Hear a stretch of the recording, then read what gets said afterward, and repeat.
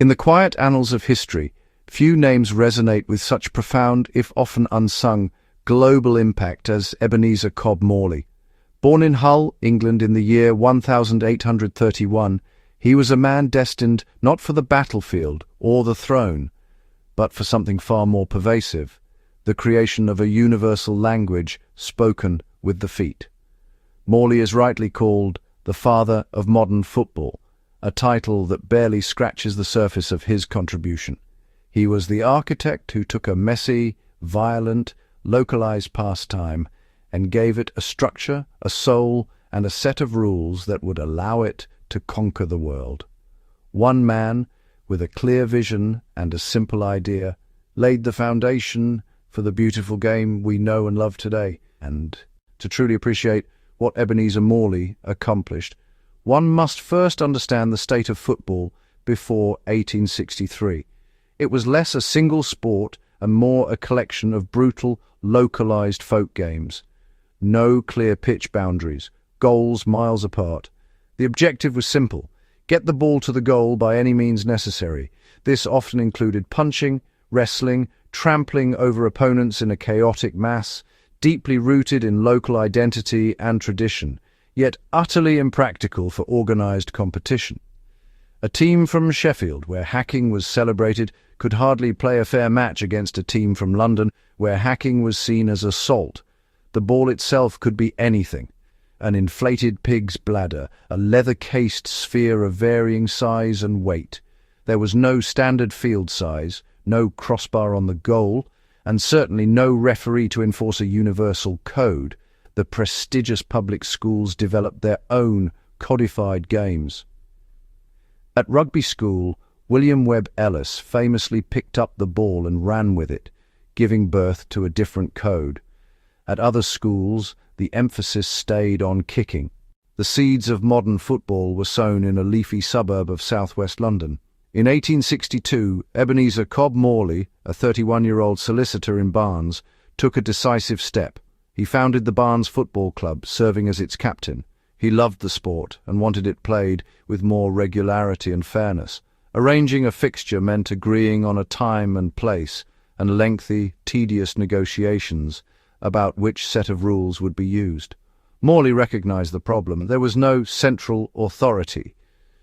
This realization spurred him into action. He wrote a letter to Bell's Life in London, arguing for creating a football association. He called for representatives from the leading clubs to meet to form an association to settle a code of rules for the game. The timing was perfect. The Victorian era valued order, progress, and regulation. Morley's letter struck a chord and offered a democratic solution. He wasn't imposing his club's rules. He invited collaboration. The response was positive and swift. The place where modern football was officially born was not a grassy pitch, but a smoky, gaslit room in a London pub. On the evening of October 26th, 1863, representatives from a dozen London and suburban clubs gathered at the Freemasons Tavern in Great Queen Street. This was the inaugural meeting of what would become the Football Association, the world's first governing body for the sport. The clubs in attendance included Barnes, Blackheath, Crystal Palace, and others who shared Morley's desire for order and uniformity. The atmosphere must have been thick with anticipation and debate as these men embarked on the monumental task of defining their sport. As the man who had initiated the meeting, he was appointed as the first honorary secretary of the FA. His primary responsibility was the most crucial one of all: to draft a proposed set of laws for the game. Over a series of 6 meetings that stretched from October into December, Morley presented his draft, and the delegates debated, amended, and argued over every single point. They were creating more than just a rulebook. They were establishing the very constitution of football. At the heart of the Football Association's founding was the document that Ebenezer Morley himself drafted, the first Laws of the Game. This foundational text consisted of 13 simple yet revolutionary rules. Morley did not invent these laws from thin air. He synthesized and refined the best elements from various existing codes, primarily the Cambridge Rules. The rules established the fundamental architecture of a match: dimensions, goals without a crossbar, and kick-off procedures. One key rule: a goal was scored only when the ball passed between the posts, not over them. Morley's laws addressed player conduct, outlawing hacking, tripping, and holding, while permitting a fair charge, transforming the game into a contest of skill. Early offside prevented goal hanging. A fair catch still earned a free kick. Throw-ins were to be taken at right angles. While seemingly basic, these 13 laws taken together created a coherent and playable system. They were the first draft of football's universal constitution, penned by its founding father. This initial blueprint would become the DNA of modern football. The most contentious and ultimately defining debate centered on carrying the ball and hacking. The representative from Blackheath, Francis Campbell, was a staunch advocate for the rugby school tradition. He argued that eliminating hacking would do away with all the courage and pluck from the game, and fought to retain running with the ball. Ebenezer Morley and the majority envisioned a game prioritizing skill, dribbling, and passing with the feet. Morley's proposed laws, banning both carrying the ball and hacking, were put to a vote. The vote was cast, and Morley's vision triumphed. The delegates removed the contentious rules. In response, Blackheath withdrew, marking the definitive split between the two codes. The clubs that remained developed association football. Blackheath and allies formed the Rugby Football Union in 1871. He ensured it would be a game defined by what players did with their feet, not their hands or their shins. This choice made the sport simpler, safer, and more accessible. The schism was painful but necessary. It set association football on a path to unparalleled global dominance.